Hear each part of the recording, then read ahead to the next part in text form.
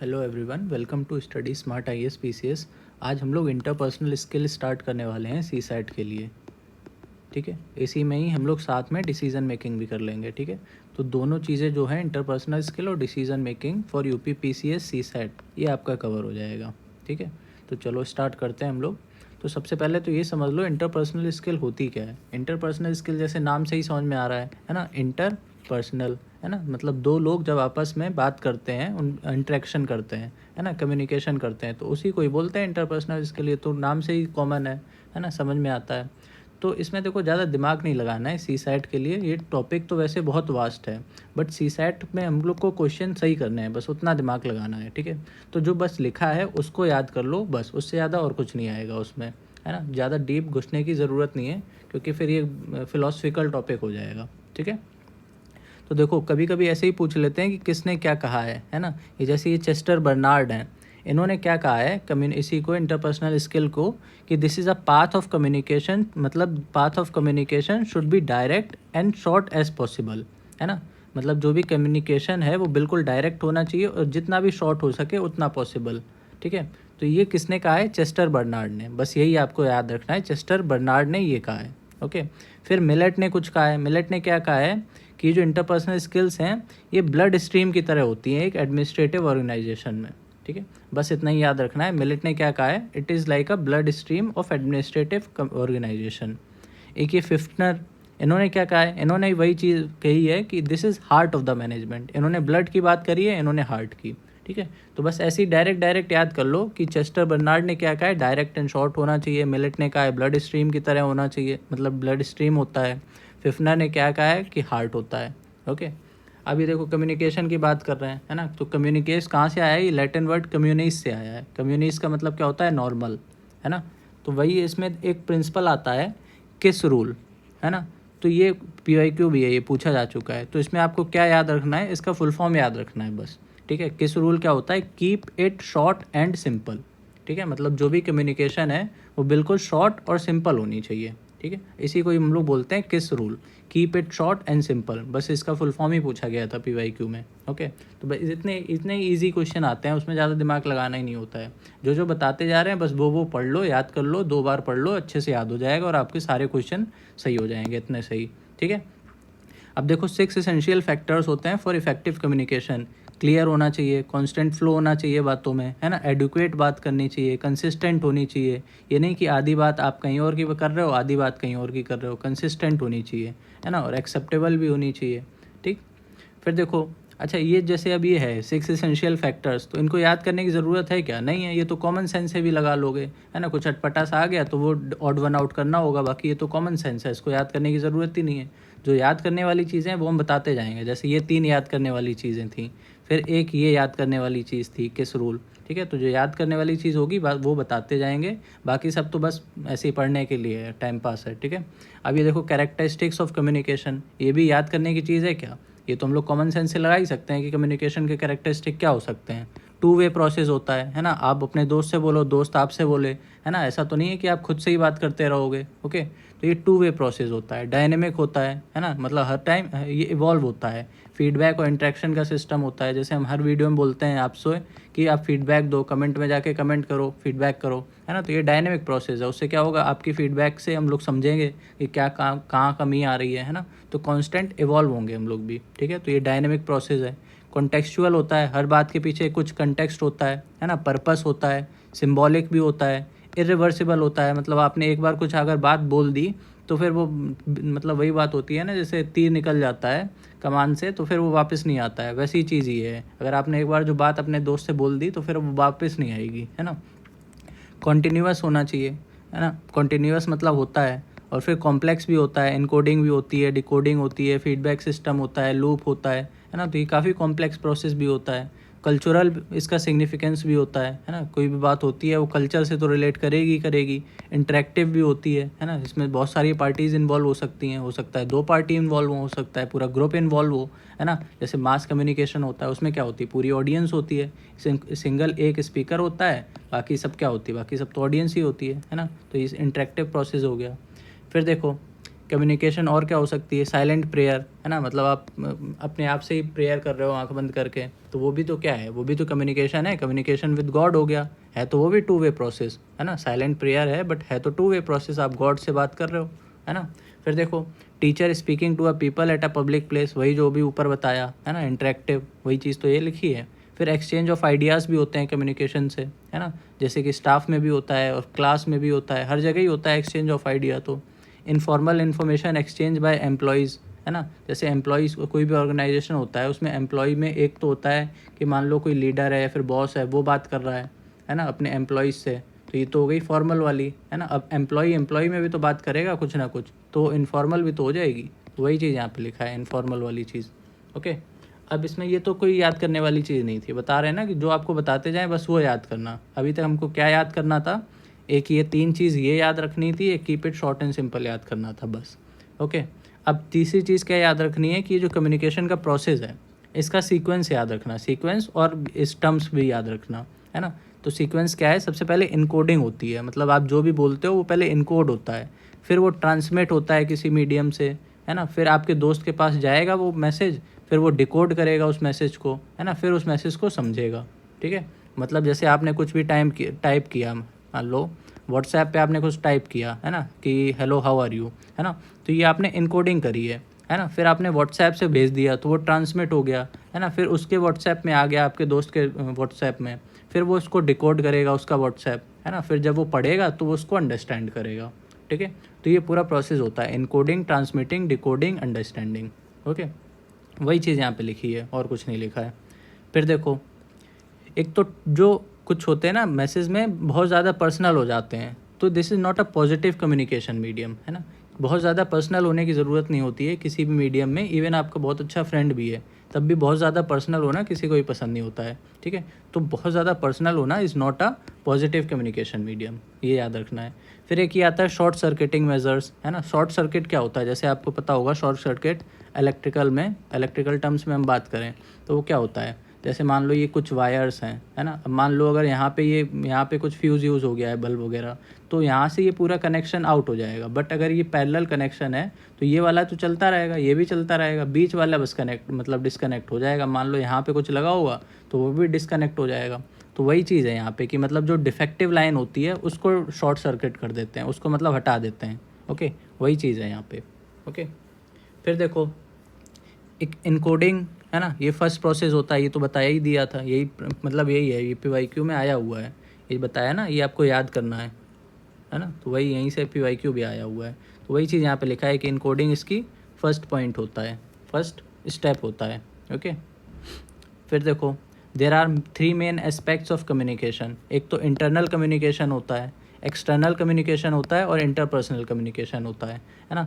Internal communication को ऐसे समझो जैसे कोई ऑर्गेनाइजेशन है ना, जो जैसे भी और बताया था ना एग्जांपल कि एक बॉस होगा, है ना, फिर मान लो कोई एक मैनेजर होगा, फिर टीम लीडर होगा, फिर एम्प्लॉयज़ होंगे, है ना, तो इनके बीच में जो आपस में बातें हो रही होंगी ना वो इंटरनल हो गई, मतलब ये कोई ऑर्गेनाइजेशन है, मान लो XYZ ऑर्गेनाइजेशन है ना, तो इसके अंदर के लोगों की आपस में बातें हो रही हैं तो ये इंटरनल हो गई, है ना। वही मान लो कोई ABC फैक्ट्री है ना, फैक्ट्री है फिर ऑर्गेनाइजेशन मान लो, अब इसके एम्प्लॉय इधर से बात करेंगे, है ना, और इसके इधर से बात करेंगे तो ये एक्सटर्नल हो जाएगा, राइट।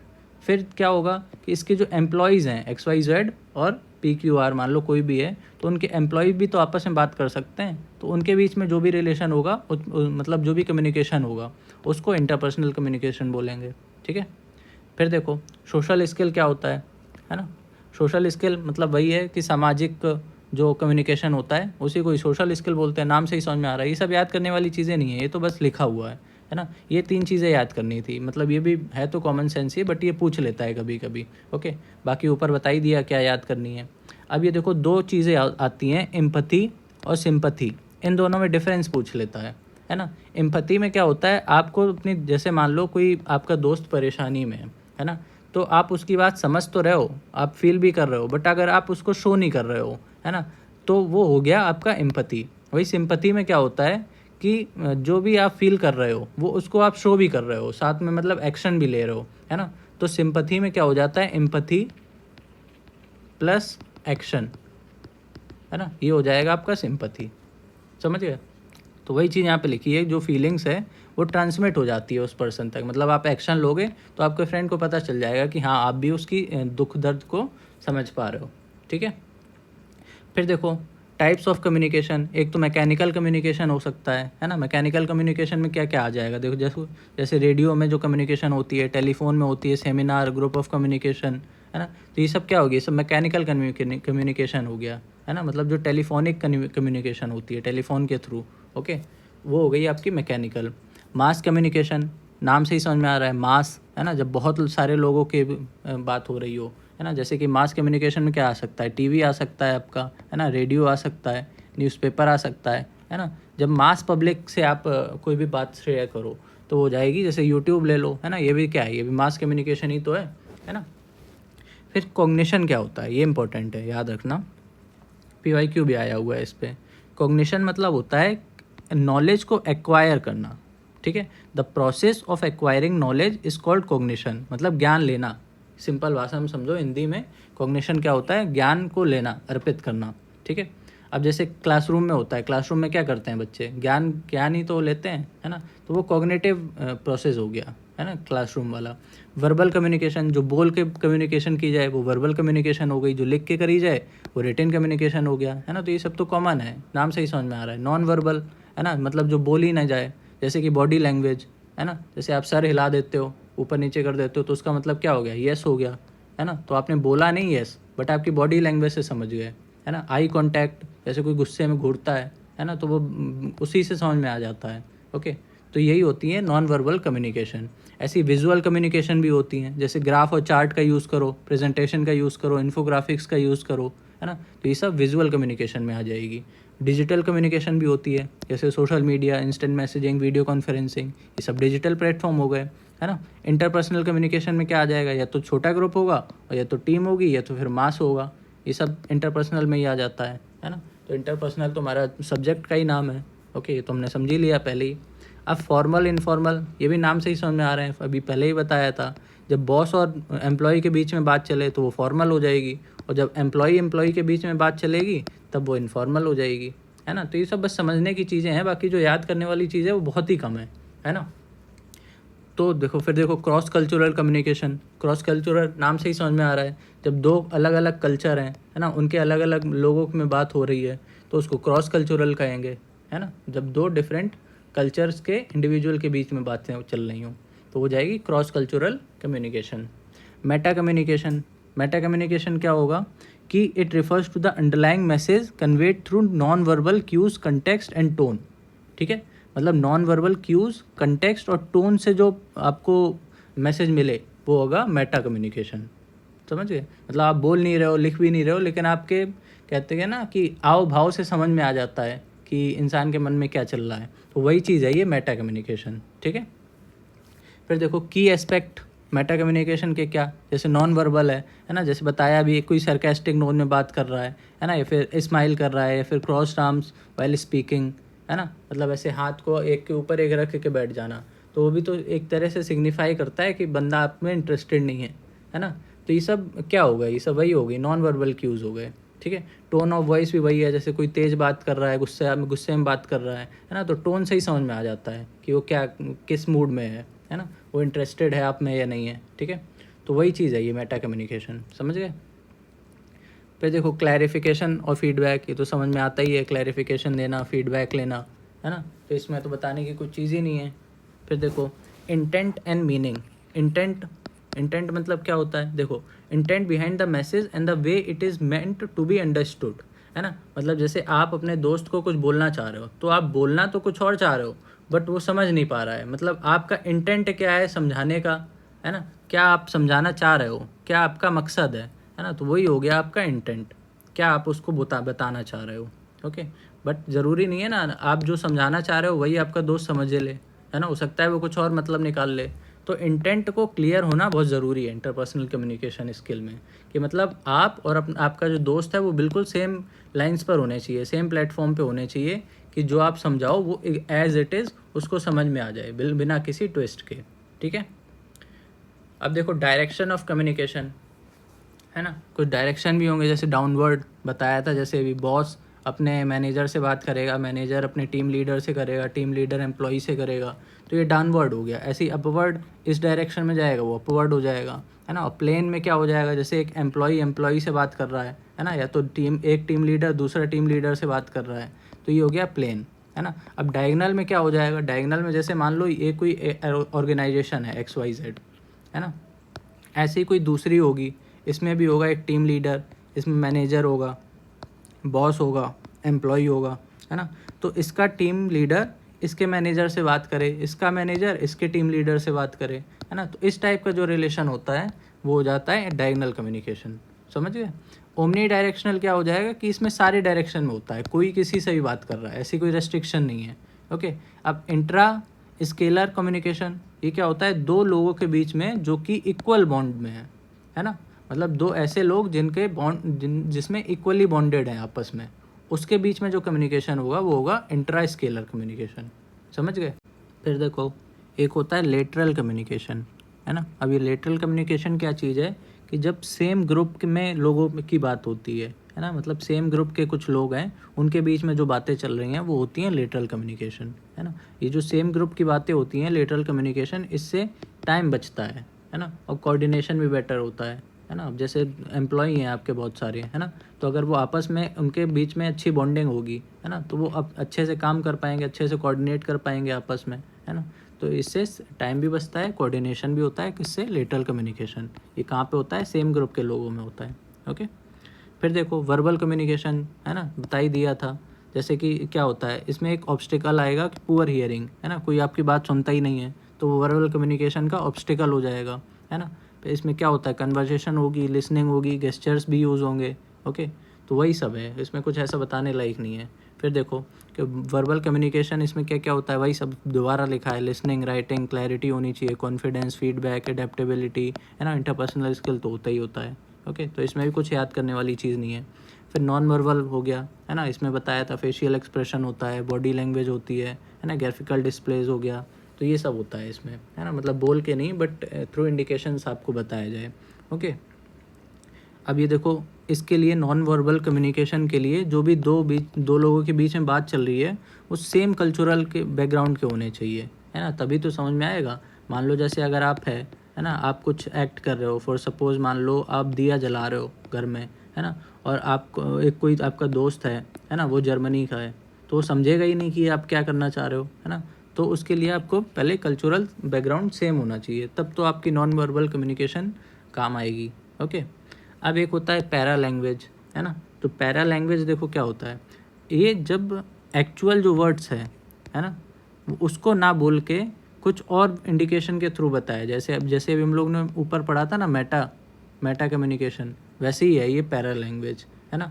अब इसमें भी देखो वही चीज़ें हैं जो वहाँ पे थी, वही चीज़ यहाँ पे हैं, जैसे टोन हो गई, पिच हो गई, वॉल्यूम हो गया, स्पीड हो गई, है ना, इंटोनेशन हो गया, इन सब के थ्रू आप क्या बताना चाह रहे हो, उससे आपको वो होती है पैरा लैंग्वेज, है ना। जैसे टोन हो गई, है ना, कोई बहुत तेज़ी से या तो ज़ोर से बात कर रहा है तो वो एंगर दिखा रहा है, कोई आराम से बात कर रहा है ना, तो वो मतलब खुश है ना, और बहुत धीरे कोई बात कर रहा है तो वो सैड है ना। तो वो टोन से पता चल जाता है कि बंदे का मूड कैसा है ना। वैसे पिच का भी सिग्निफिकेंस होता है। ओके, हाई पिच है कि लो पिच है, वो आपके मूड को दर्शाती है। वॉल्यूम, है ना, कि loudness and softness of the voice, है ना, उसको बोलते हैं वॉल्यूम, है ना। तो वही एंगर, है ना, हैप्पीनेस, इस जॉय, इन सबको प्रेटेंड करती है, शो करती है। ओके, फिर देखो रेट ऑफ स्पीच, आप बहुत ज़्यादा जल्दी जल्दी बोल रहे हो या धीरे धीरे बोल रहे हो, है ना। जैसे कोई बंदा एक्साइट होता है ना, तो वो बहुत जल्दी जल्दी बोलता है, तो उससे रेट ऑफ स्पीच से भी आप डिटरमाइन कर सकते हो। इंटोनेशन, है ना, rise and fall of voice across the sentences और फ्रेज, है ना, मतलब कोई होता है कंसिस्टेंट एक पिच बनाए हुए, और कभी कभी क्या होता है कि कभी कभी आप बहुत जोश में बोल रहे हो और कभी कभी बिल्कुल ही डाउन हो रहे हो, है ना, तो आपका इंटोनेशन क्या है। ओके, फिर आप सेंटेंस के बीच में पॉज ले रहे हो, साइलेंट हो रहे हो, है ना, एक्सक्लेमेशन मार्क वगैरह जैसे कॉमा हो गया, इसी तो हम लोग लिख के बता देते हैं, बट आप जब बात करते हो, कम्युनिकेशन स्किल करते हो, तो उसमें आप पॉज ही तो लोगे जब कॉमा लगाओगे, है ना। लिख के तो कॉमा लग गया, बट आप बात करोगे तब पॉज लोगे, है ना, या तो थोड़ी देर साइलेंट हो जाओगे, है ना। इसका मतलब क्या हो गया, अगर आप साइलेंट हो गए तो इसका मतलब है आप कुछ सोच रहे हो, है ना, या तो आप ड्रामेटिक इफेक्ट कर रहे हो, जैसे हॉरर मूवीज़, है ना, हॉरर स्टोरीज़ कोई सुनाता है तो उसमें काफ़ी पॉजेज होते हैं, है ना, तो उस टाइप की चीज़ हो गई। फिर एक वोकल फिलर्स होते हैं, जैसे कुछ बोलते हैं हाँ, लाइक, यू नो, तो ये सब क्या है, ये सब वोकल फिलर्स हैं। ओके, जैसे लाइक, यू नो, ओके, तो ये सब वोकल फिलर हो गए। फिर एक वर्ड आता है काइनेसिक्स, है ना, तो जो अभी अभी आपने पढ़ा मेटा में, पैरा में, है ना, वही सेम चीज़ होती है काइनेसिक्स। ठीक है, मतलब बॉडी लैंग्वेज का यूज़ करके आप जो मैसेज कन्वे करो, है ना, गेस्चर हो गया, फेशियल एक्सप्रेशन, पोस्चर, है ना, या फिर अदर फिजिकल मूवमेंट्स के थ्रू जो आप मैसेज कन्वे करना चाहते हो, अपने इमोशन शो करना चाहते हो, वो होता है काइनेसिक्स। ठीक है, सेम ही चीज़ समझ लो मेटा पैरा की तरह। ओके, अब इसमें देखो वही कुछ एग्जांपल्स दे रखे हैं, है ना, एग्जांपल्स क्या है, उसके टाइप्स समझ लो या एग्जांपल बोल लो।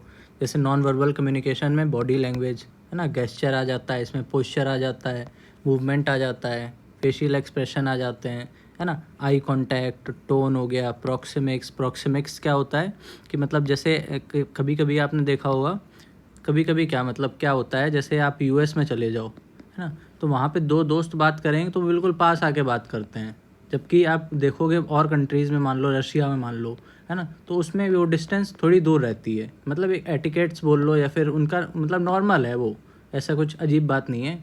तो ये प्रॉक्सिमिक्स हो गया, ये अलग अलग कल्चर के हिसाब से अलग अलग जो पर्सनल स्पेस है, जो फिजिकल डिस्टेंस है, वो अलग अलग हो सकती है। ठीक है, इसी को बोलते हैं प्रॉक्सिमिक्स। जैसे आप जानते हो ना प्रॉक्सिमिटी, है ना, तो प्रॉक्सिमिटी क्या होता है, यही यही तो होता है कि एक दूसरे के कितने पास हैं, है ना, तो उसी से ही याद कर लो।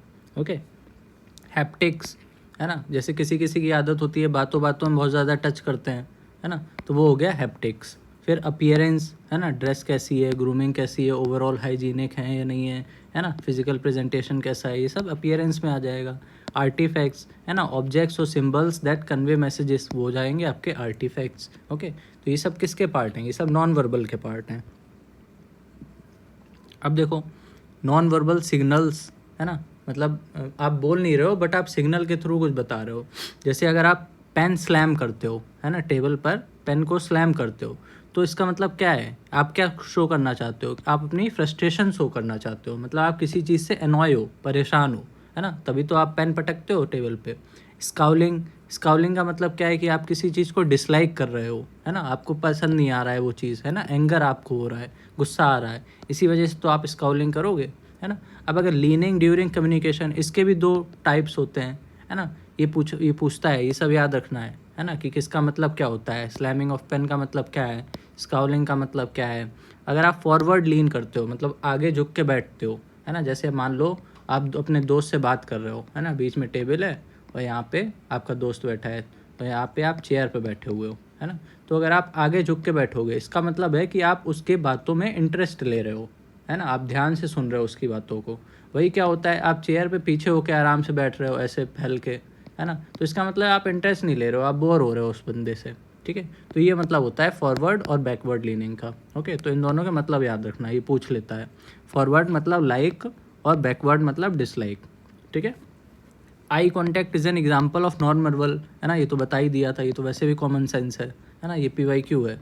जितने भी पॉइंट्स टू रिमेंबर वाले में है ना, ये सब PYQ में पूछे जा चुके हैं। ओके, तो इससे आप PYQ भी मतलब साथ ही साथ आपके कवर होते जा रहे हैं। फिर देखो कम्युनिकेशन प्रोसेस मॉडल, एक तो हम लोग ऊपर देख चुके हैं, है ना, इनकोडिंग होता है पहले, है ना, फिर क्या होता है, ट्रांसमिटिंग होता है, फिर डिकोडिंग होता है, फिर अंडरस्टैंडिंग होता है ना, ये एक हम लोग ने प्रोसेस समझ लिया था। अब ये अलग अलग कुछ ऑदर्स बोल लो, साइंटिस्ट बोल लो, साइंटिस्ट लोगों ने अलग अलग अपने दे रखे हैं, तो इनका भी कभी कभी पूछ लेता है ना, कि किसने क्या दिया है प्रोसेस, तो इसको भी याद करना है। जैसे शेनॉन एंड वीवर, इनका एक मॉडल है टेलीफोन मॉडल, है ना, नाम भी ये याद रखना, टेलीफोन मॉडल किसने दिया है, शेनॉन एंड वीवर ने। इनके मॉडल के हिसाब से क्या प्रोसेस होता है, पहले ट्रांसमीटर आता है, फिर सिग्नल आता है, फिर रिसीवर आएगा, फिर डेस्टिनेशन मैसेज आएगा। समझ गए, ये चार चीज़ें आती हैं, ये चार चीज़ें, सबसे पहले ट्रांसमीटर, सिग्नल, रिसीवर, फिर डेस्टिनेशन। समझ गए, ये किसने दिया, शेनॉन एंड वीवर ने। फिर देखो एक CE एंग्सलॉक मॉडल है, ये मॉडल क्या कहता है, communication is a continuous process. ठीक है, वैसे तो इसमें अब समझाने को कुछ है नहीं है, बट आपको याद करना पड़ेगा कि ये किसने, मतलब ये किस मॉडल में बोला गया है, ये CE एंग्स गुड मॉडल में बोला गया है। है ना, डायरेक्ट ऐसे ही पूछ लेगा। तो ऐसे ये थोड़ी रेक्टिफिकेशन वाली चीज़ें हैं, बट हो जाएंगी, एक दो बार आप पढ़ोगे ना तो बहुत ईजिली याद हो जाएगी। ओके, फिर एक ये वेस्ली एंड मैकलेन मॉडल आ जाता है ना। इसमें सर्कुलर कम्युनिकेशन की बात चलती है ना। Circular communication emphasise continuous dynamic interaction and the role of feedback, है ना। इट इन्वॉल्व्स मल्टीपल सोर्सेज, है ना, including mass media interpersonal challenges, highlighting the importance of the feedback loop from the communicator, है ना। कुछ नहीं, यही बात कर रहा है कि सर्कुलर कम्युनिकेशन की, इसमें सर्कुलर है ना, तो अलग अलग मल्टीपल सोर्सेज हो सकते हैं, है ना। फीडबैक सिस्टम भी हो सकता है, लूप सिस्टम, मास कम्युनिकेशन भी हो सकता है। वही है ये वेस्ली एंड मैकलिन मॉडल। इसमें आप बस ये टर्म याद रखो, ये सर्कुलर कम्युनिकेशन पे फोकस करता है। ओके, फिर है कि लीग मॉडल, है ना। इसमें क्या प्रोसेस है, इसमें सबसे पहले कम्युनिकेटर आता है, फिर इनकोडर, मीडियम, डिकोडर और फिर रिसीवर, है ना। जैसे आप अपने दोस्त से बात करोगे तो आप हो जाओगे यहाँ पे कम्युनिकेटर, फिर आपका जो मैसेज है वो इनकोडर हो जाएगा, फिर आपने व्हाट्सएप से भेजा तो वो मीडियम हो जाएगा, फिर वो आप डिकोड करेगा, फिर जो आपका दोस्त है वो हो जाएगा रिसीवर। ठीक है, तो ये हो गया लीग मॉडल। ऐसे ही है विल्बर स्क्रैम मॉडल। तो ये मॉडल क्या बोलता है, पहले कम्युनिकेशन होगा, है ना, फिर मैसेज आएगा, फिर मीडियम आएगा, फिर उसका इंटरप्रिटेशन होगा, है ना, इंटरप्रिटेशन के बाद रेसिपिएंट आएगा, फिर लास्ट में रिस्पॉन्स। ठीक है, फिर एक है लेसवेल मॉडल, है ना। ये किसने दिया है, रोल्ड डी लेसवेल ने, है ना।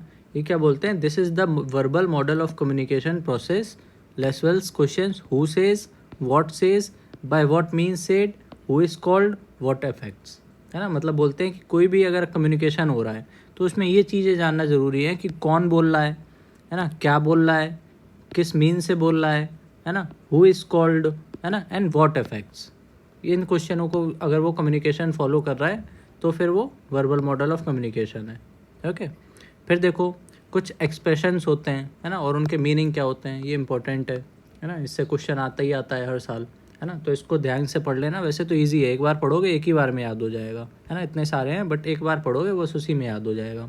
जैसे अगर आप रिलैक्स्ड पोजीशन में बैठे हुए हो, है ना, तो इसका मतलब है कि आप इंटरेस्टेड हो उस पर्सन में, है ना। जैसे आप अपने दोस्त से बात करते हो तो बिल्कुल रिलैक्स्ड होकर बात करते हो, है ना, क्योंकि आपको इंटरेस्ट है उस चीज़ में।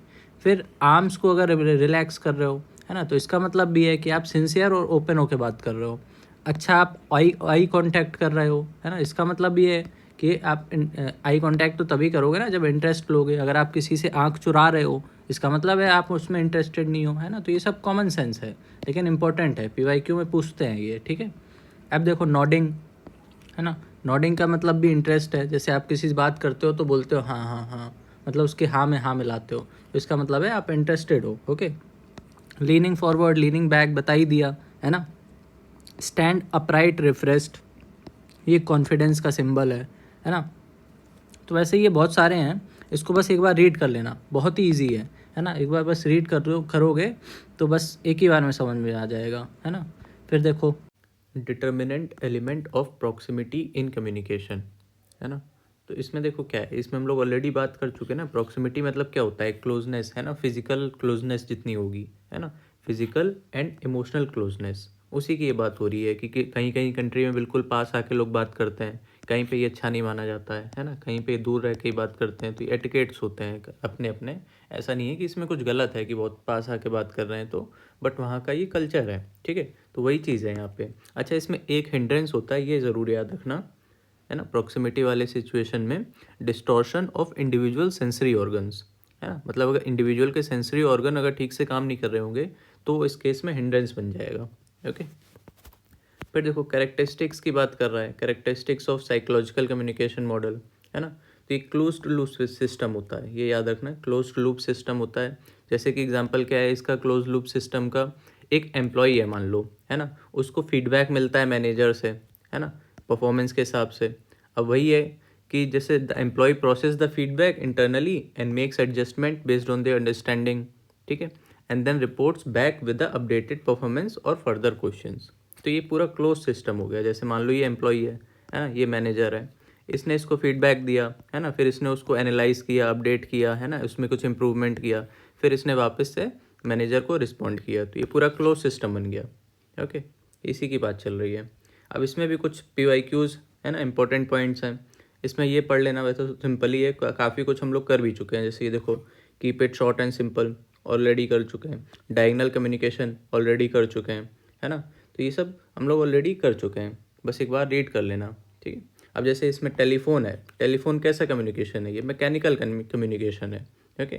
मैकेनिकल कम्युनिकेशन क्या होता है, जो किसी मशीन से हो, है ना। टेलीफोन क्या है, मशीन ही तो है, ठीक है। तो इस टाइप की चीज़ें आ जाती हैं PYQ में, अगर आपने ये पढ़ रखे हैं ना, तो फिर एक एक सेकंड के क्वेश्चंस हैं। अब इसमें देखो क्या होता है कम्युनिकेशन स्किल में, ये तो ऑलरेडी हम लोग कर चुके हैं, है ना। लिसनिंग होती है, स्पीकिंग, ऑब्जर्विंग एंड एम्पथाइजिंग, है ना। एम्पथाइजिंग मतलब क्या है, एम्पथाइजिंग ये लैंग्वेज स्किल है, ओके।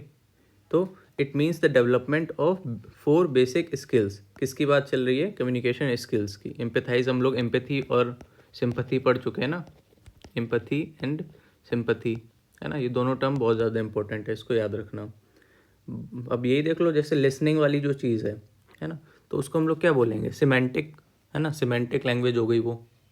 फिर देखो, जो हम लोग बोल कर रहे हैं वो क्या हो गई, फोनेटिक लैंग्वेज हो गई। जो हम लोग लिख कर रहे हैं वो क्या हो गई, फोनेटिक कम ग्राफिक, है ना। जो भी हम लोग लिख रहे हैं ये सब क्या है, ग्राफिक ही तो है। और फिर कुछ हम लोग राइटिंग में कर रहे हैं, राइटिंग वाली तो प्योरली ग्राफिक हो गई, ओके। रीडिंग में तो हम लोग बोल भी रहे हैं, लिख भी रहे हैं, इसलिए वो फोनेटिक और ग्राफिक हो गई। स्पीकिंग प्लस राइटिंग हो गई रीडिंग, ठीक है। अब देखो, एक्टिव लिसनिंग के टेक्निक्स हैं कुछ, है ना। तो ये तो कॉमन सेंस है, इसमें कुछ बताने की ज़रूरत ही नहीं है। अटेंशन पे करना चाहिए, अगर आप सुन रहे हो किसी की बात तो फिर अटेंशन पे करोगे तभी उसकी बात अच्छे से समझ में आएगी, है ना। उसको फीडबैक भी देना चाहिए कि कैसा है, क्या इम्प्रूवमेंट हो सकता है ना, उस टाइप की चीज़ें।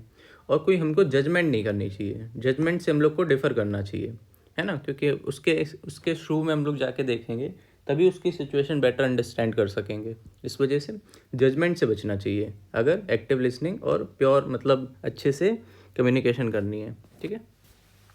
और लास्ट क्या है, रिस्पॉन्ड अप्रोप्रिएटली, ओके।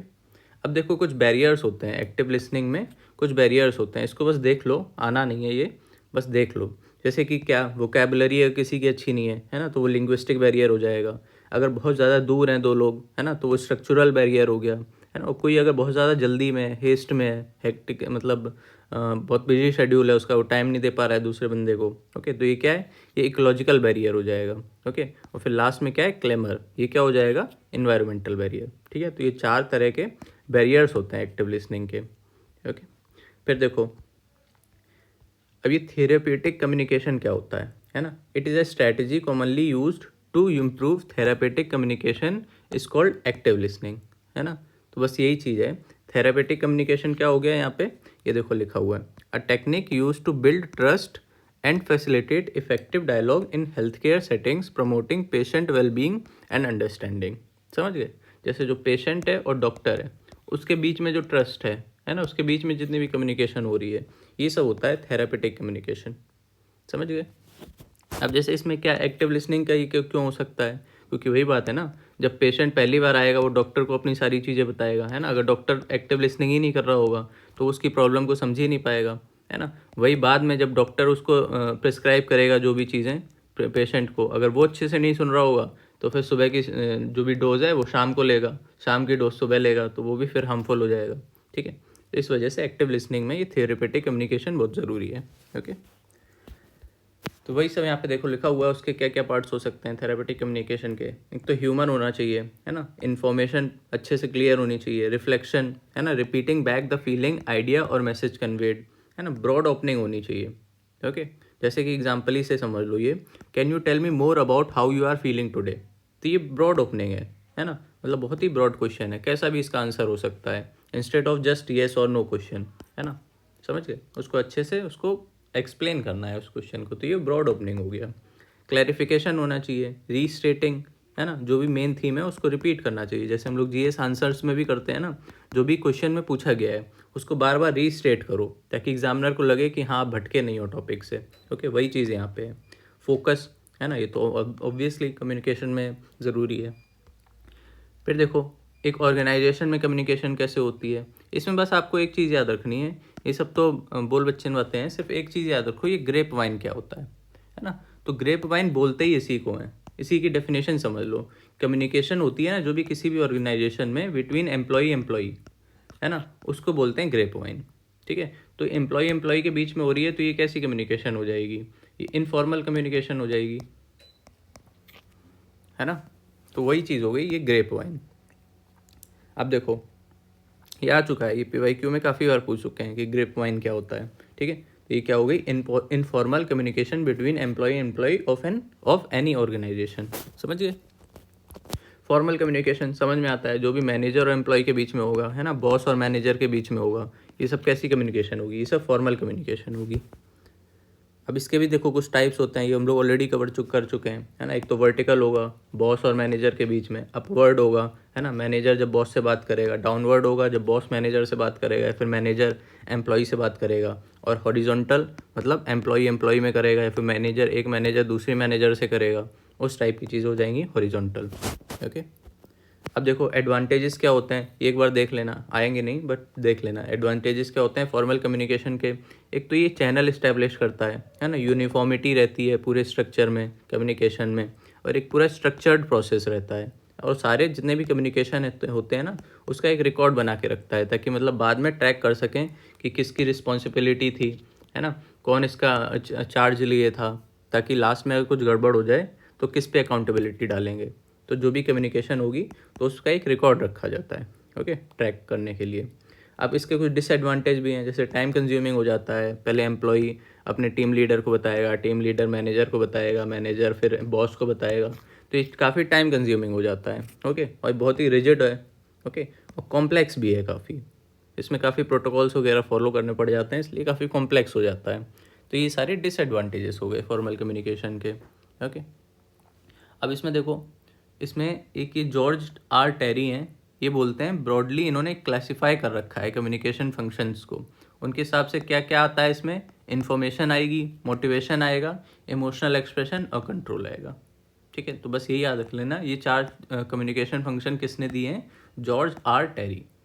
अब इसके एलिमेंट्स क्या हो सकते हैं कम्युनिकेशन के, इनके हिसाब से, जॉर्ज आर टेरी के हिसाब से, एक सेंडर होगा, ये चीज़ हम लोग बार बार पढ़ चुके हैं, तो इसमें यही याद रखना है, वैसे तो ये कॉमन चीज़ें हैं, है ना, बट ये किसने दी हैं वो याद रखना होता है, क्योंकि एक दो ये चीज़ें चेंज कर देंगे, मान लो फीडबैक इन्होंने नहीं रखा, मान लो 4 ही तक रखा, तो ऐसा ऑप्शन में आ गया, तो उसमें 4 नाम दे देंगे और आपको बताना होगा, तो इसको अच्छे से कर लेना। तो इन्होंने क्या कहा था, सबसे पहले सेंडर आएगा, फिर इन्फॉर्मेशन या फिर जो भी मैसेज है वो आएगा, फिर मीडियम आएगा, रिसीवर, और लास्ट में फीडबैक।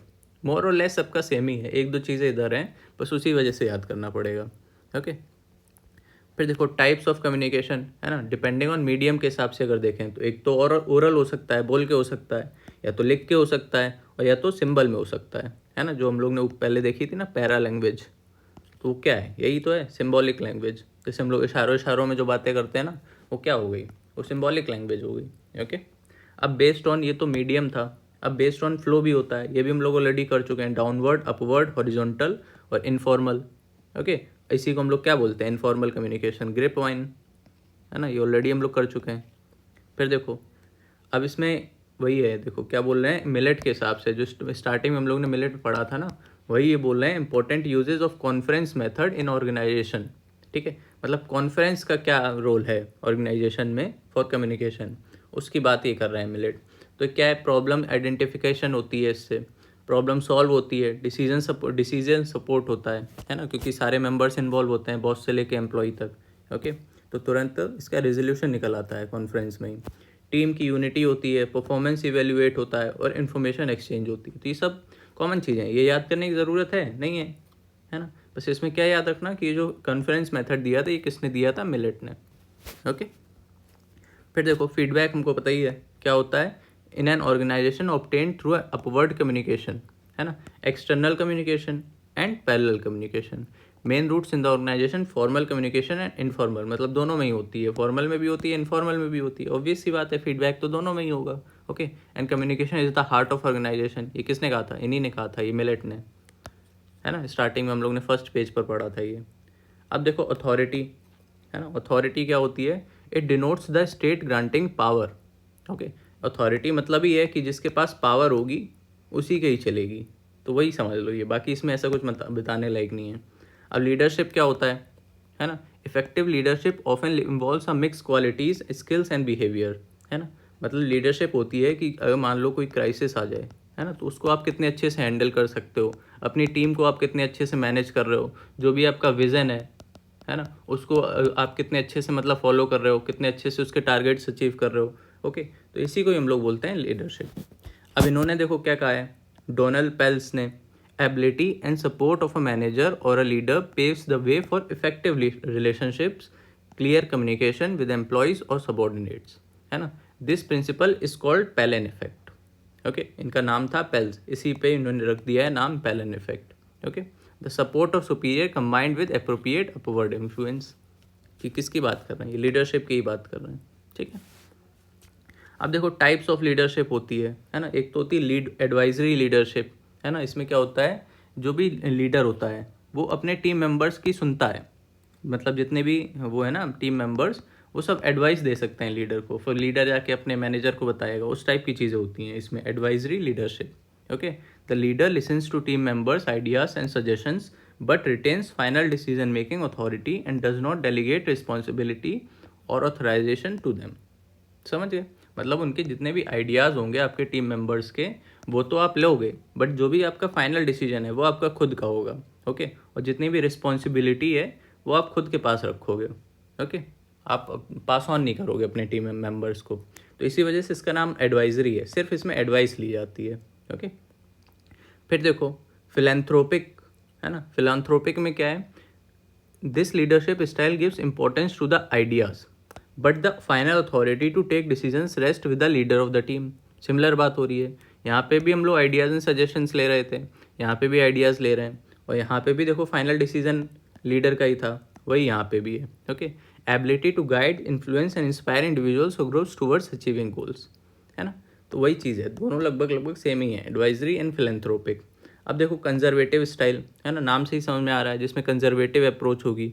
ओके, तो वही देखो, it is cautious, risk averse and impersonal, based on legal norms and rational grounds, leading to potential arrogance, promotes a rigid adherence to rules and lack of personal identity और intrinsic motivation।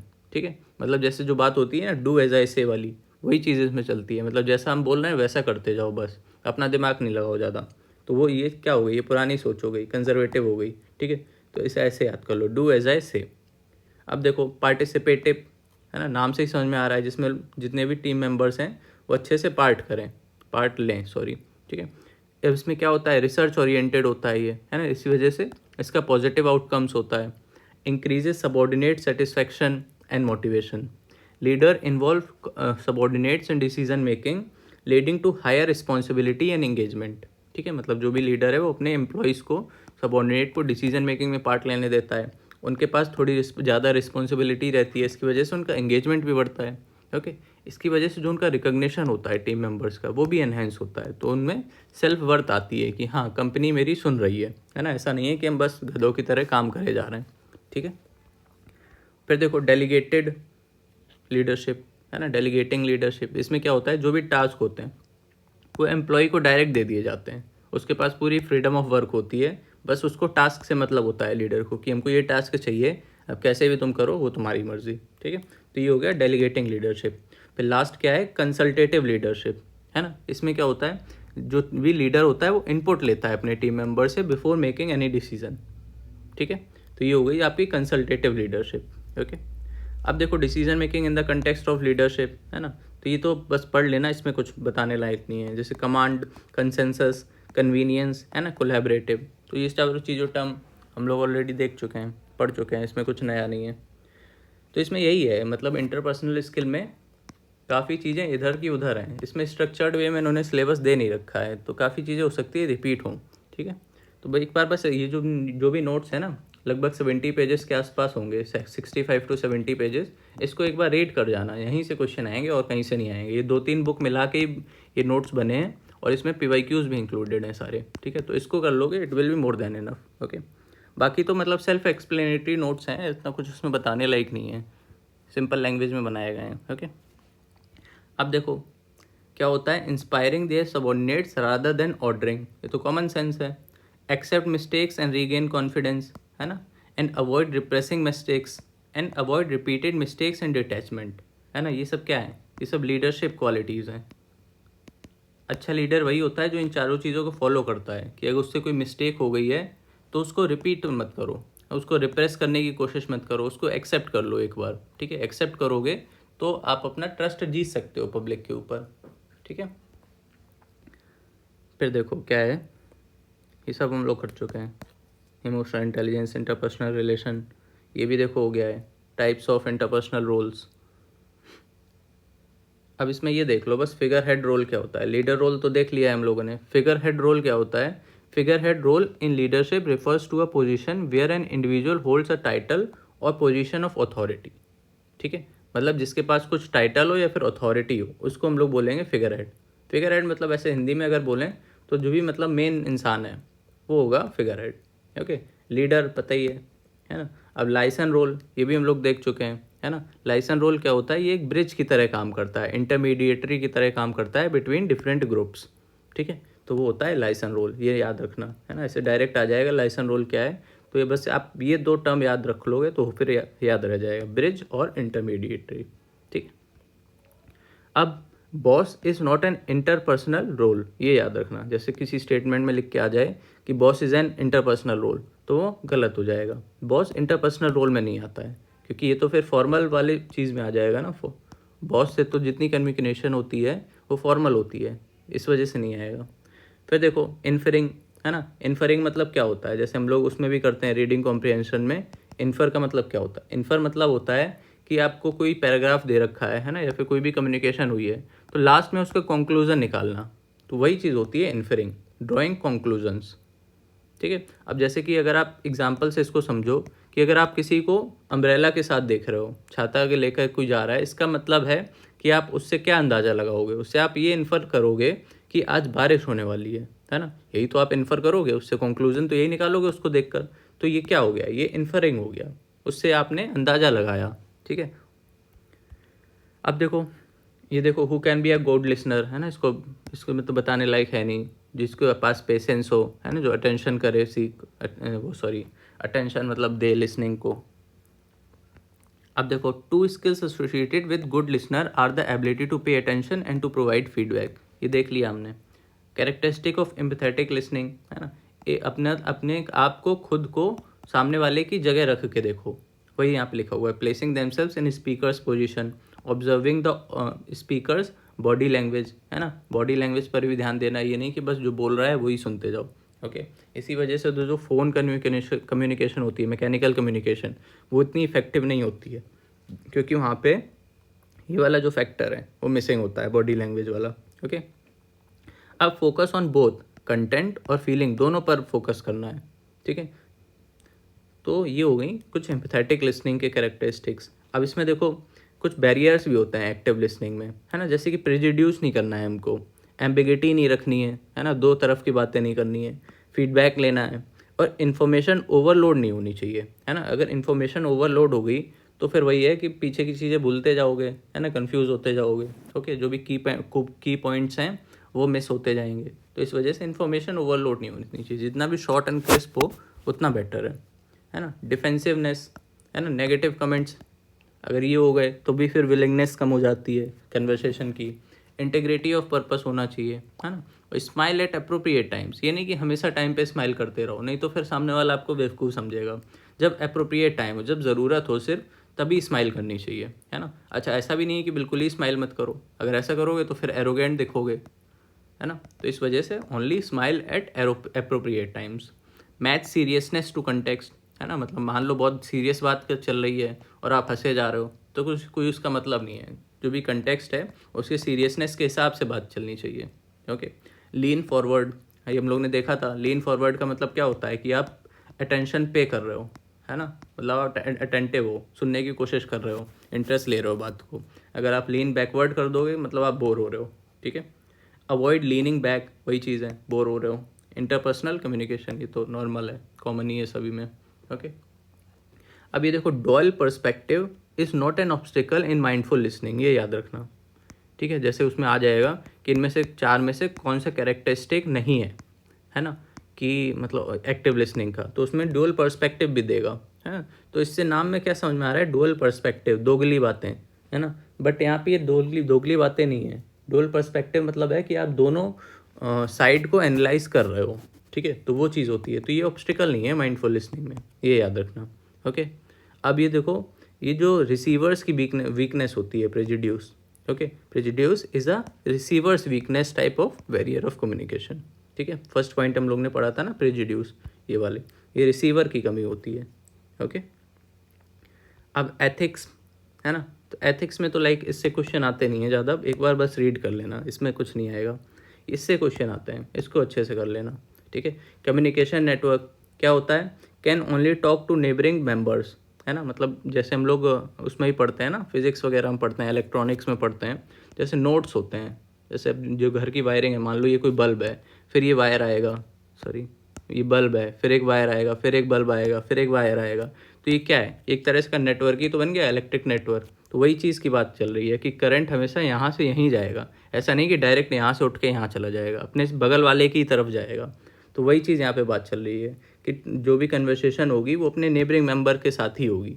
Okay, ऊपर जा सकती है या down आ सकती है ना, मतलब वही है कि अपने बगल वाले के साथ जाएगी, ऐसा नहीं है कि इधर जा जाएगी। मान लो ऐसे कोई नेटवर्क है ना, तो या तो ऊपर जाएगी या तो नीचे आएगी, है ना, ऐसा नहीं है कि इधर आपस में फैल गई, ठीक है। तो अब इसमें क्या क्या होता है, देखो, एक तो होता है स्टार और व्हील नेटवर्क। इसमें क्या है, flow between group members through a leader. Okay, जैसे मान लो यहाँ पे ये कोई लीडर होगा और यहाँ पे बाकी के टीम मेंबर्स होंगे। ओके, इस तरह का सिस्टम होगा। अब ये देखो स्टार की तरह दिख रहा है, ये देखो ऐसे स्टार होता है, तो वही चीज़ हो गई यहाँ पे, बीच में लीडर होगा, बाकी तरफ एम्प्लॉय होंगे। ओके, अब लीडर यहाँ पे फोकल पॉइंट पे होगा। ओके, इसी वजह से इसको स्टार और व्हील नेटवर्क बोलते हैं। अब देखो व्हील में भी तो ऐसे ही होता है ना, ये स्पाइक्स होते हैं पहिए के ऐसे, तो वही चीज़ है यहाँ पे। ऑल वे नेटवर्क, ऑल वे नेटवर्क नाम से ही समझ में आ रहा है, चारों तरफ हो, है ना, तो वही है, सब कोई से बात कर सकता है। इनफॉर्मल कम्युनिकेशन, ये हम लोग ने देखा था, ग्रेप वाइन, है ना, ऑलरेडी कर चुके हैं। फॉर्मल कम्युनिकेशन भी हो चुका है, ग्रेप वाइन कम्युनिकेशन लिखा हुआ है, वही चीज़ दोबारा, ठीक है। तो हम लोग ने कम्युनिकेशन नेटवर्क भी देख लिए। अब टाइप्स ऑफ मीडिया, है ना, टाइप्स ऑफ मीडिया ये तो पता होता है, एक ऑडियो होता है जिसमें क्या आ जाएगा, कॉन्फ्रेंस, इंटरव्यूज़, है ना, जो भी आप सुनते हो चीज़ें वो ऑडियो में आ गई, जो भी देखते हो वो विजुअल में आ गई, है ना, जैसे सर्कुलर हो गए, रिपोर्ट हो गए, पिक्टोरियल फॉर्म्स हो गए, ये सब क्या है, आप देख के बस रीड करते हो, है ना, तो ये विजुअल हो गए। जो सुन के करो वो ऑडियो हो गए। अब कुछ होते हैं, दोनों होते हैं, ऑडियो विजुअल, जैसे टीवी हो गया, साउंड मोशन पिक्चर्स, ये सब ऑडियो विजुअल हो गया, तो ये बताने की ज़रूरत ही नहीं है ना। अब क्विक रिटर्न कम्युनिकेशन में क्या क्या आ जाएगा, leader, note, notices, bulletin, telegrams, ये सब आ जाएंगे। ओके, फिर देखो इंटरप्शंस टू कम्युनिकेशन क्या क्या हो सकता है, can be caused by filtering information, है ना, too much information and defensiveness, ये सब इंटरप्शंस हैं कम्युनिकेशन के। ओके, फिर देखो एक बैरियर टू इफेक्टिव कम्युनिकेशन, है ना, और क्या क्या बैरियर, काफ़ी हम लोग बैरियर ऊपर भी देख चुके हैं, फिर से वही आ गए हैं। जैसे कि साइकोलॉजिकल बैरियर हो सकता है, आप रॉन्ग परसेप्शन बना लो किसी के बारे में, है ना, उसके एटीट्यूड के बारे में, तो ये सब साइकोलॉजिकल बैरियर हो जाएगा। फिर फिजिकल बैरियर भी है ना, डिफेक्टिव प्रोनाउंसिएशन हो मान लो, है ना, फॉल्टी पोजीशन हो, तो ये सब क्या है, ये सब फिजिकल बैरियर है। एक होता है हाइलिक बैरियर, इसको याद रखना, ये क्या है, फॉल्टी प्लेसमेंट, है ना, जैसे कि पुअर सीटिंग अरेंजमेंट हो in a meeting, having seats too far apart for hinder communication, है ना, मान लो कोई मीटिंग चल रही है, राउंड टेबल कॉन्फ्रेंस चल रही है, अब एक बंदा यहाँ पे बैठा है, एक बंदा 10 मीटर इधर बैठा है, तो ये आपस में ठीक से बात कर पाएंगे, नहीं कर पाएंगे, इसको चिल्ला के बात करनी पड़ेगी, तब यहाँ तक आवाज़ जाएगी। तो इस टाइप की जो भी होती है फॉल्टी प्लेसमेंट ही तो हुई यहाँ पे, है ना, पास पास बिठाना चाहिए था, कहाँ तुमने 10 मीटर दूर बैठा दिया, तो ये सब होती है हाइलिक बैरियर। ओके, मिसप्लेस्ड इक्विपमेंट, है ना, जैसे कि यहाँ पे ऐसे जो भी इक्विपमेंट आपने लगाया है वो ऐसी जगह पे लगा दिया है जहाँ पे उसका यूज़ करना ही मुसीबत है, तो ये हो गया मिसप्लेस इक्विपमेंट। इनएडिक्वेट लाइटिंग, है ना, लाइटिंग अच्छी ना हो, डिस्ट्रैक्टिंग बैकग्राउंड हो, है ना, मान लो ट्रैफिक की आवाज़ आ रही हो, ऐसी जगह पे आपने मीटिंग रख दी, तो उसका कोई मतलब नहीं है। तो ये सब बैरियर्स हैं इफेक्टिव कम्युनिकेशन के। फिर देखो ये सब हम लोग कर चुके हैं, एक्टिव लिसनिंग हो गया, इंटरेक्शन कम्युनिकेशन हो गया। एडवर्टाइजिंग, ये पता ही क्या होता है, मार्केटिंग कम्युनिकेशन होती है ये। Advertising is a form of marketing communication, है ना, which induces individuals to endorse an object, political activity और आइडियोलॉजी, है ना। अब देखो डिसीजन मेकिंग में हम लोग आते हैं, है ना, इंटरपर्सनल स्किल से हम लोग डिसीजन मेकिंग में आते हैं। इसमें देखो हर्बर्ट साइमन ये क्या बोलते हैं, एक तो इंटेलिजेंस एक्टिविटी है ये डिसीजन मेकिंग, डिज़ाइन एक्टिविटी है और चॉइस एक्टिविटी है ना। इंटेलिजेंस एक्टिविटी क्या है कि आपको प्रॉब्लम को पहले तो आइडेंटिफाई करना है, जितनी भी उससे रिलेटेड इन्फॉर्मेशन है वो गैदर करनी है ना। फिर उसके हिसाब से आपको डिज़ाइन करना है, डेवलप करना है सॉल्यूशन को। ओके, फिर चॉइस एक्टिविटीज़, मान लो जैसे आपने जो भी इन्फॉर्मेशन निकाली, पहले तो प्रॉब्लम ढूंढोगे है ना, प्रॉब्लम ढूंढने के बाद आपने इन्फॉर्मेशन निकाली, इन्फॉर्मेशन के हिसाब से आपने कुछ सेट ऑफ सॉल्यूशन बनाए कि ये सॉल्यूशन बेसिस पे हो सकता है। अब सॉल्यूशन के बाद उन सॉल्यूशन में भी जो भी बेस्ट सॉल्यूशन होगा उसको आप सेलेक्ट करोगे। तो ये प्रोसेस जितना भी होता है ये होता है डिसीजन मेकिंग का। ठीक है, ये किसने दिया था, हर्बर्ट साइमन, इनका नाम याद रखना। ठीक है, तो इन्होंने वही चीज़ देखो बता रखी है दोबारा, एक तो डिफाइन करो पहले प्रॉब्लम है ना, फिर identification of decision making, weighing methods in a sequence, फिर डेवलप ऑप्शंस और इवेल्युएट ऑप्शंस, और फिर लास्ट में होगा बेस्ट ऑप्शन को चूज़ करना। ठीक है, अब ये बताया था हर्बर्ट साइमन ने। वैसे ही देखो नेक्स्ट बर्नार्ड ने भी कुछ बताया था है ना, तो उनका भी देख लो। उन्होंने क्या कहा था, पहले डिफाइन करो है ना, जितने भी ऑल्टरनेटिव हैं उनको चूज़ करने के लिए पहले उसको प्रॉब्लम को डिफाइन करो। फिर उनका क्या था, फिर मतलब डिफाइन करने के बाद जो भी तुम्हारे ऑप्शंस बचे हैं उसको नैरो डाउन करते जाओ है ना। फिर education, determining the course of action, कैसे आप फॉलो करोगे पाथ को है ना, कैसे कैसे उसको नैरो डाउन करके किस किस स्टेप में आप जाओगे। फिर nature, selection of the best option from several, है ना, वही चीज़ तो दोनों का सेम ही है ना। तो ये इन दोनों का ना बस नाम याद रखना और किसने क्या कहा था डिसीजन मेकिंग से रिलेटेड वो याद रख लेना, बाकी इसमें ऐसा कुछ नहीं है। अब देखो 4 स्टेजेस होते हैं रीजनिंग के है ना, इज एज फॉलो, उसका सीक्वेंस आपको याद रखना है। 4 स्टेजेस ऑफ रीजनिंग का सीक्वेंस याद रखना है बस, बाकी इसमें बताने लायक कुछ नहीं है। सबसे पहले आता है प्रिपरेशन, फिर हाइपोथेसिस, फिर डिडक्शन और फिर लास्ट में वेरिफिकेशन। इसका बस सीक्वेंस याद कर लेना, वेरिफिकेशन, हाइपोथेसिस, डिडक्शन और फिर वेरिफिकेशन। ठीक है, बाकी देखो टाइप्स ऑफ डिसीजन मेकिंग ये हम लोग ऑलरेडी कर चुके हैं। टॉप डाउन अप्रोच होती है ना, क्लियर इंस्ट्रक्शन होना चाहिए, minimal input and focus on efficiency and control. Okay,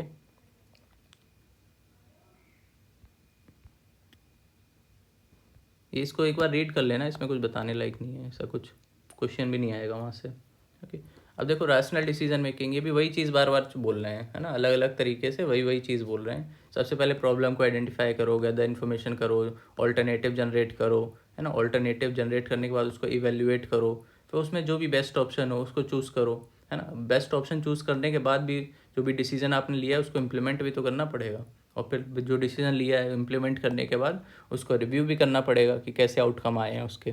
ठीक है, तो ये पूरा डिसीजन मेकिंग मॉडल है, यहीं से क्वेश्चन आते हैं।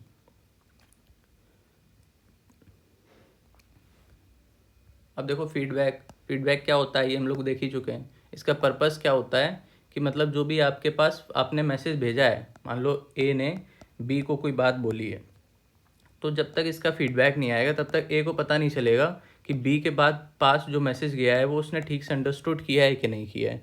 ठीक है, तो यही मतलब ही यही पर्पस होता है फीडबैक का। ओके, अब ये दोनों तरह से हो सकता है, एक तो वर्बल भी हो सकता है, बोल के या लिख के भी हो सकता है, या तो नॉन वर्बल भी हो सकता है, बॉडी लैंग्वेज के थ्रू, फेशियल एक्सप्रेशन के थ्रू, है ना। तो ये हो गई फीडबैक। अब देखो इक्विलिब्रियम एट वर्क प्लेस है ना, वर्क प्लेस रोल्स, इसमें क्या है, एक तो होगा रिसोर्स एलोकेटर है ना, जो भी मतलब अपने अलग अलग एम्प्लॉय में जो भी टास्क बांटता है उसको हम लोग बोलते हैं रिसोर्स एलोकेटर है ना। जैसे कि इस काम किसका होता है, या तो टीम लीडर करेगा या तो फिर मैनेजर करेगा। ओके, फिर डिसेमिनेटर है ना, जो इन्फॉर्मेशन को फैलाएगा उसको बोलेंगे डिसेमिनेटर। फिर डिस्टर्बेंस हैंडलर है ना, मान लो कोई लड़ाई हो जाए बीच के एम्प्लॉय के बीच में है ना, तो उसको कौन सॉल्व करेगा, उसको सॉल्व करेगा डिस्टर्बेंस हैंडलर है ना। तो ये सब काम किसके होते हैं, ये सब मैनेजर के काम होते हैं। यहाँ भी देखो ये मैनेजर है, मैनेजर मैनेजर मैनेजर है ना, ये तो सारी चीज़ों की रिस्पॉन्सिबिलिटी किसकी रहती है, मैनेजर की रहती है। नेगोशिएट भी वही करता है। ओके, अब देखो not all that glitter is gold है ना, पीपल शुड नॉट बी जज सोलिली ऑन अपीयरेंस है ना, दिखावे के बेसिस पे उनको नहीं करना चाहिए। प्रमोटिंग फॉरेन लैंग्वेजेस है ना, दोनों दोनों ही लैंग्वेज को प्रमोट करना चाहिए, ऐसा नहीं कि बस आप इंग्लिश को ही प्रमोट करते जा रहे हो, इंडियन लैंग्वेज को भी इम्पोर्टेंस देनी चाहिए। ओके, अब देखो फैटलिस्ट, इसमें बस आपको ये याद रखना है फैटलिस्ट क्या होता है। फैटलिस्ट वो होता है जो अपनी किस्मत पर भरोसा रखे, जो लोग बोलते हैं ना कि जो किस्मत में होगा वही होगा, है ना, तो ये होते हैं फैटलिस्ट। ओके, ये बोलते हैं कि जो भी इवेंट्स ऑफ लाइफ हैं, है ना, मतलब जो भी हमारी ज़िंदगी में होने वाला है वो सब प्री डिटरमाइंड है, पहले से ही लिखा हुआ है, किस्मत में ही है, तो उसको बोलते हैं हम लोग फैटलिस्ट। बाकी इसमें कुछ ऐसा मत याद रखो। अब देखो कॉन्फ्लिक्ट रेजोल्यूशन की अगर हम बात करें प्रॉब्लम सॉल्विंग में, तो एक तो क्लैरिफिकेशन एंड एक्सप्लेनेशन क्लियर होना चाहिए, है ना। अब ये कैसे होगा, जो भी क्लैरिफाइंग क्वेश्चन है वो पूछो, है ना, समराइज करो जो भी बात हुई है ना, और विजुअल एड्स का यूज़ करो, है ना। जैसे कि क्या होता है, कोई भी चीज़ हम लोग देख लेते हैं तो वो ज़्यादा याद रहती है इंस्टेड ऑफ लिखने सुनने या पढ़ने के अलावा, है ना। तो जितना हो सके उतना विजुअल एड्स को यूज़ किया जाए, है ना, डायग्राम्स को यूज़ करो, चार्ट्स को यूज़ करो। यही टेक्निक्स हम लोग अपने नोट्स में भी यूज़ करते हैं ताकि नोट्स लॉन्ग टर्म तक याद रहें, है ना। जितनी भी चीज़ें होती हैं वो डायग्राम के फॉर्म में बना लो, ओके, तो उससे याद रहती हैं। इम्प्रूविंग कम्युनिकेशन चैनल्स, जितने भी चैनल्स हैं उसको इम्प्रूव करो, तभी तो अच्छी डिसीजन मेकिंग हो पाएगी, है ना।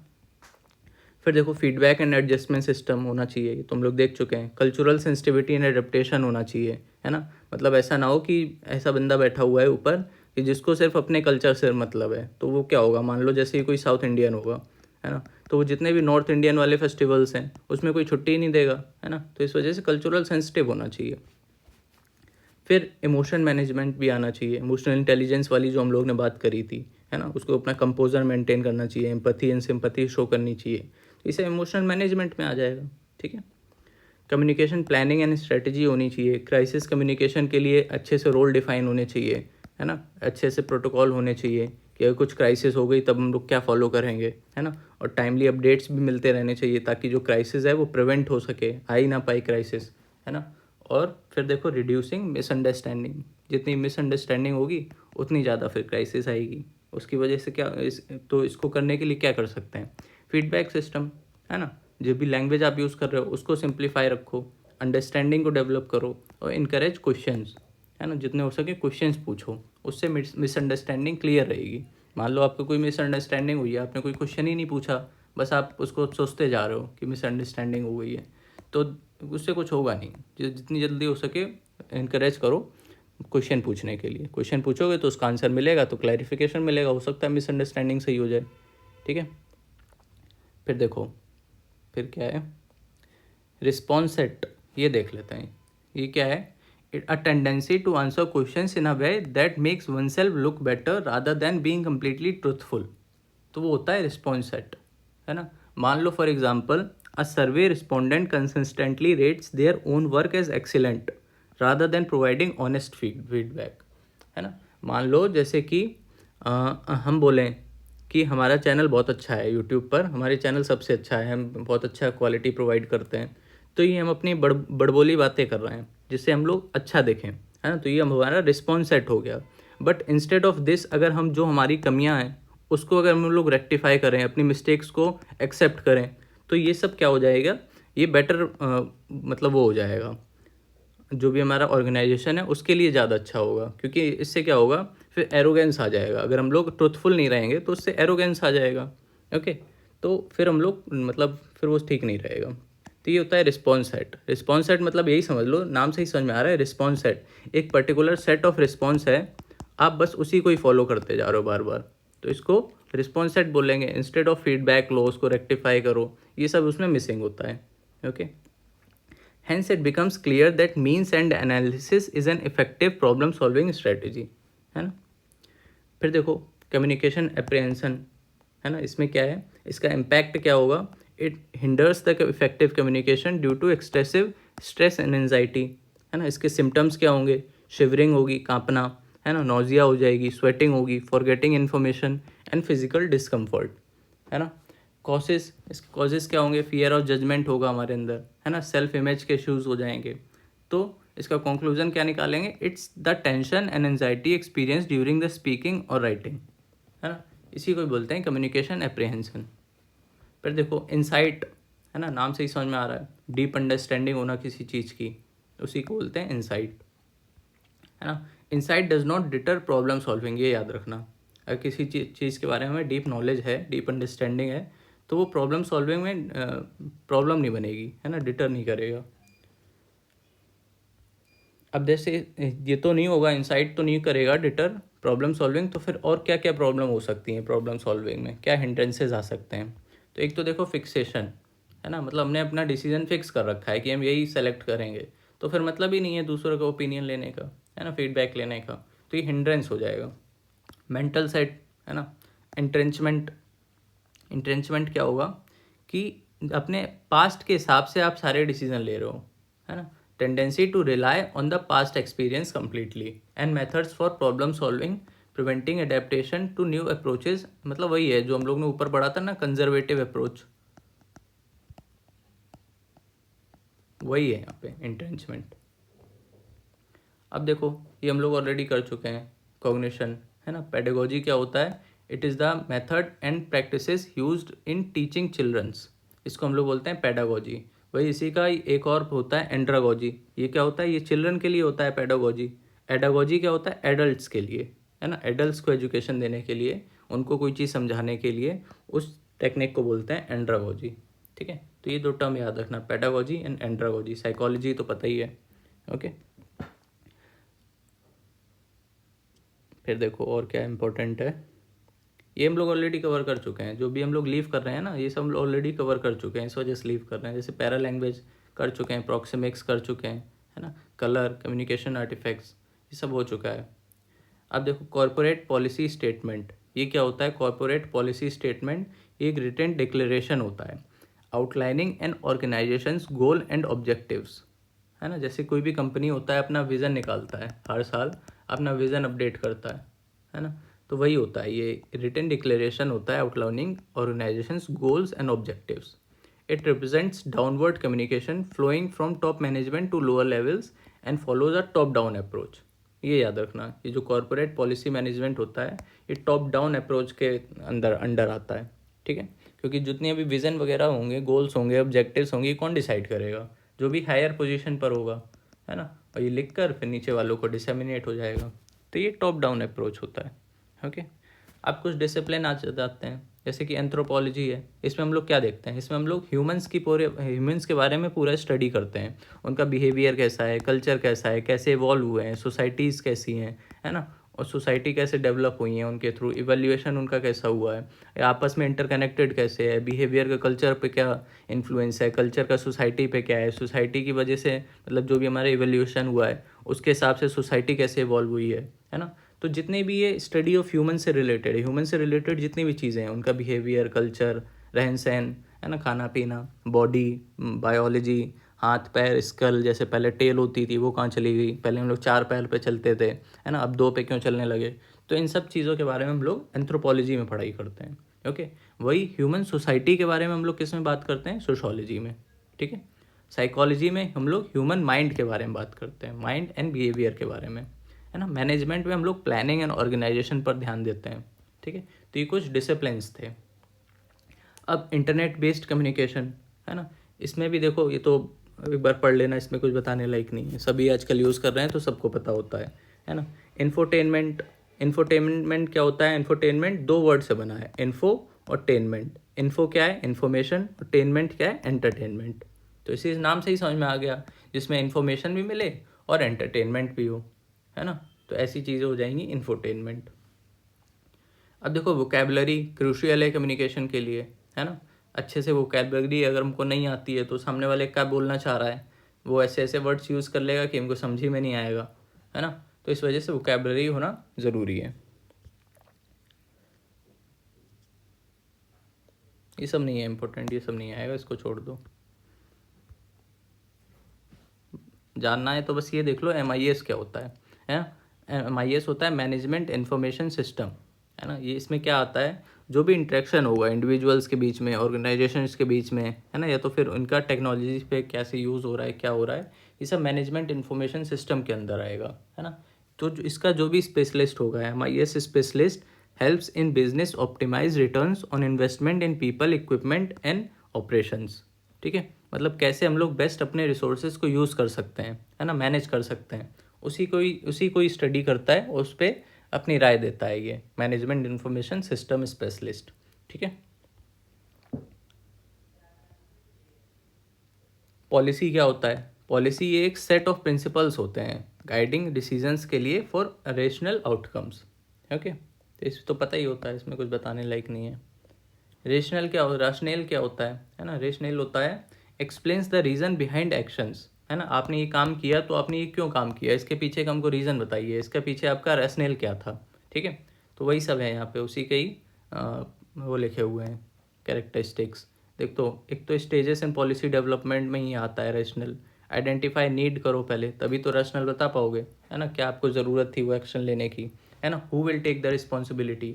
इन्फॉर्मेशन गैदरिंग करो, कंसल्ट करो स्टेक होल्डर्स को, फाइनलाइज करो पॉलिसी को, है ना? तो ये सब रेशनल में ही आ जाएगा।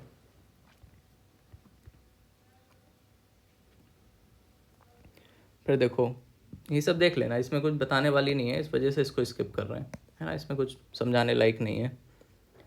कल्चर में भी ऐसा कुछ नहीं है।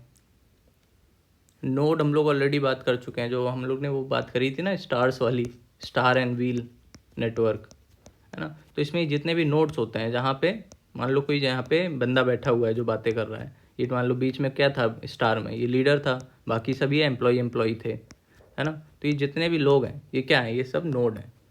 ओके, अब इसी में ही अगर जैसे अभी तो हम लोग ने कम्युनिकेशन के पर्सपेक्टिव से बात करी है, अगर कंप्यूटर की बात करें तो इसमें भी क्या होता है, जैसे पहले चलता था, अब तो इंटरनेट का ज़माना है, सब कुछ वायरलेस हो गया। जब वायर्ड होता था तो एक कंप्यूटर इससे कनेक्ट है ना? फिर ये वाला मेन जो कंप्यूटर होता था सर्वर रूम मान लो, है ना? इसी से सारे कंप्यूटर कनेक्ट होते थे, है ना? तो ये सब नोड्स हो गए हैं कंप्यूटर नेटवर्क के। कम्युनिकेशन नेटवर्क में हम लोग ने देख ही लिए थे। ओके, ऐसे ही सोशल नेटवर्क में भी होता है ना? ग्राफ थ्योरी क्या कहती है? Which is often use to model communication network, a node is fundamental unit of graph that represents a end point और अ कम्युनिकेशन पॉइंट, है ना? वही चीज़ बात कर रहा है जो हम लोग ने ऊपर देखी ना कंप्यूटर नेटवर्क में, इसी चीज़ को ही बात कर रहा है graph theory. Okay, distributed system, है ना? इसमें भी देखो nodes are individual computing network to work together to achieve a common goal, है ना? वही नोड की बात इसमें भी हो रही है। अब इसमें देखो एक शॉर्ट सर्किटिंग मेथड, ये हम लोग ने ऑलरेडी कवर कर चुका है, वही चीज़ है, ये इंपॉर्टेंट है, तो ठीक है, तो इसको एक बार बस रीड कर लेना। वैसे तो बस यही पता होना चाहिए था शॉर्ट सर्किटिंग क्या होता है, वो हम लोग ऑलरेडी कवर कर चुके हैं। शॉर्ट सर्किटिंग बताया था ना, जैसे एक बल्ब यहाँ पे है, ये एक तार से कनेक्ट है नेक्स्ट से, फिर ऐसे मान लो ये 4 बल्ब कनेक्ट हैं, है ना? फिर इसको हम लोग ने बैटरी से ऐसे कनेक्ट कर दिया है ना? तो अब ये जब जब तक बैटरी रहेगी तब तक ये चारों बल्ब जलेंगे, है ना? मान लो हम लोग ने यहाँ से वायर कट कर दिया, तो अब ये क्या हो गया, ये चारों के चारों बंद हो जाएंगे जलना, है ना? तो इसी को बोलते हैं हम लोग short circuiting. Okay, current flow होना बंद हो जाएगा ना उसमें। अब देखो ऑब्स्टिकल्स, है ना? तो ये भी हम लोग कर ही चुके हैं। देखो लैंग्वेज बैरियर होता है, कल्चरल डिफरेंसेस हैं तो फिर अच्छे से बात नहीं हो पाएगी, फिजिकल बैरियर भी होते हैं, डिस्टेंस है, पुअर हियरिंग है, इन्वायरमेंटल नॉइज़ है, ये सब फिजिकल बैरियर्स हैं। इमोशनल बैरियर भी होते हैं, परसेप्चुअल बैरियर भी होते हैं, है ना? तो ये सारे बैरियर्स हैं, इसको एक बार देख लेना, है ना? अच्छा, इसमें सिमेंटिक बैरियर्स भी होते हैं कुछ कुछ, जैसे कि misunderstanding can occur when the same word और phrase had different meaning to different people. Okay, जैसे कि मान लो कोई सेम वर्ड है, मान लो ABC है, ओके, उसको अमेरिका में कुछ और समझा जाता है ना? और इंडिया में उसको कुछ और समझा जाता है। अब कोई अगर ABC वर्ड यूज़ कर रहा है तो हम उसको कैसे समझ पाएंगे कि अमेरिकन में कर रहा है या इंडियन लैंग्वेज में कर रहा है, ठीक है? तो इस टाइप की जो चीज़ें होती हैं वो सिमेंटिक बैरियर्स में आती हैं। ओके,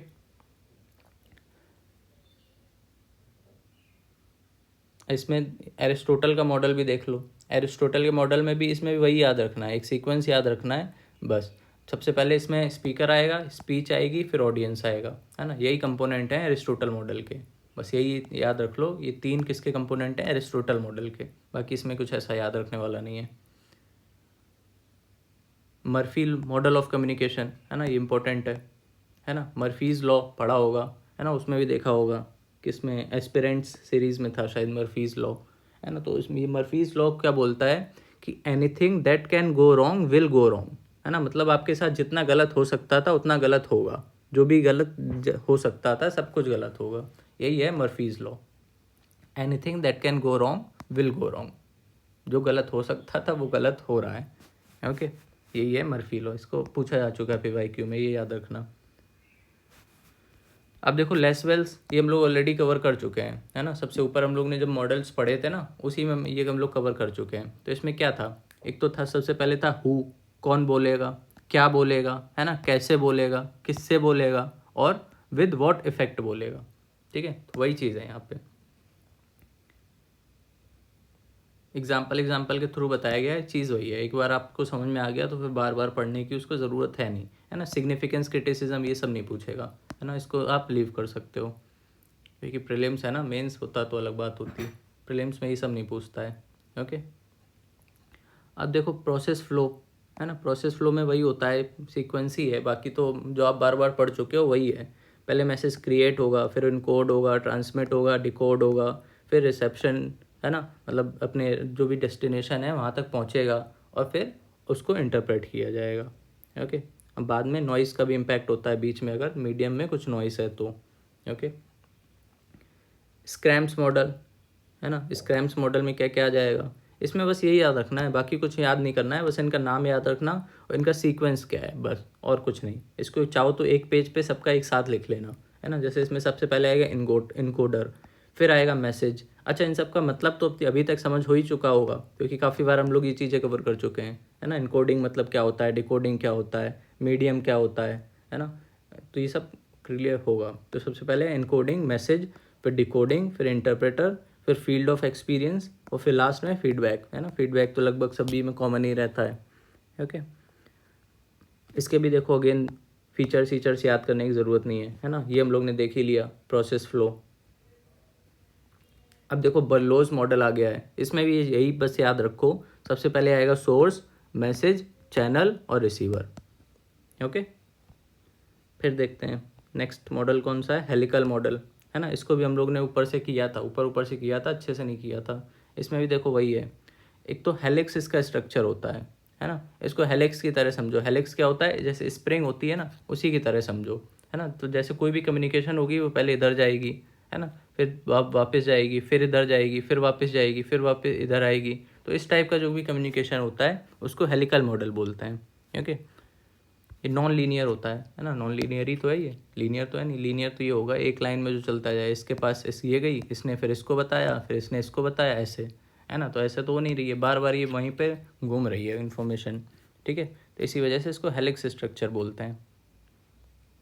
वैसे देखो थिल एंड बोवीज मॉडल, है ना, इन्होंने क्या कहा था, इनके भी में वही है, सेम ही चीज़ें हैं लगभग दोनों सबकी। तो बस एक बार एक पेज पे इन सबको लिख लेना ताकि कन्फ्यूज़न ना हो, है ना, उसको रट्टा मार लेना। फिर इसमें देखो sender, messenger, encoder, channel, receiver, decoding, feedback, noise, context, यही सब आएगा बोवीज मॉडल में। ओके, ये सब मत पढ़ना, फीचर्स हो गए, एप्लीकेशन हो गए, लिमिटेशन हो गई, ये सब आप स्किप कर सकते हो। ये सब मेन सेंस में आता है, एथिक्स वाले पोर्शन में आ सकता है, बट सीसैट में नहीं आएगा। ओके, अब देखो लेसिगर, पेटिट एंड फ्लैटली मॉडल, है ना, इन्होंने क्या कहा था, इट पहले तो ये देखो, it is discussed in the context of business and professional communication, provides a structural feedback to understand the process of communication with an organisation, है ना। ऑर्गेनाइजेशन के अंदर की जितनी भी कम्युनिकेशन है उसके बारे में ये लोग बात कर रहे थे, बिजनेस और प्रोफेशनल कम्युनिकेशन के बारे में। Lesikar, Petit, Flatley model of communication. Okay, इसके क्या क्या कंपोनेंट हैं, sender, message, encoder, channel, receiver, decoding, feedback, noise और कंटेक्स्ट, है ना। तो लगभग देखो सेम ही है, यहाँ तक तो सेम ही है, बस ये दो ऐड हो गए हैं, नॉइज और कंटेक्स्ट। ओके, उसके बाद इसके भी देखो फीचर्स दे रखे हैं ना, ये सब पढ़ने की ज़रूरत नहीं है, एप्लीकेशन भी पढ़ने की ज़रूरत नहीं है। लिमिटेशन एक चाहो तो एक बार देख लेना, है ना, वैसे तो आएगा नहीं, बस अंडरस्टैंडिंग के लिए है। ठीक है, तो इसी के साथ interpersonal skill plus decision making, ये दोनों चीज़ें हम लोग की कंप्लीट हो जाएंगी। इसी को जो भी PDF है, 60 पेजेस की PDF है, इसी को 2-3 बार पढ़ लेना, याद हो जाएगा। 60 पेजेस में मान लो 25 पेजेस तो बार बार रिपीट हो रही हैं चीज़ें, है ना, तो उसको एक बार देख लेना, अच्छे से इसको पढ़ लेना, इसी से ही आएंगे क्वेश्चंस। इसमें PYQs भी इंक्लूडेड हैं और मेजर जितनी भी बुक्स आती हैं वो सब भी इंक्लूडेड हैं, है ना। अच्छा, PYQs में कुछ पॉइंट्स हैं जो बार बार मतलब रिपीट होते हैं, है ना, जैसे कि किस कम्युनिकेशन बार बार रिपीट होता है, एनवाइंस, है ना, एम्पैथेटिक लिसनिंग हो गया, ट्रांजैक्शन मॉडल, ये सब कुछ हम लोग पढ़ चुके हैं ऑलरेडी, है ना, बट ये PYQ में बार बार रिपीट हुए हैं, इसलिए मोस्ट इंपॉर्टेंट है, इनको अच्छे से कर लेना। तो इन सबको एक जगह लिख दिया है, ओके, ताकि पढ़ने में आसानी रहे, बार बार ढूंढना नहीं पड़े। तो इसको आप बस एक बार रीड कर लेना। बाकी हम लोग का इंटरपर्सनल स्किल ख़त्म हो गया, इंटरपर्सनल स्किल। अब बाकी कुछ डाउट हो तो बताना, ठीक है। चलो, thank you, good luck and happy revision.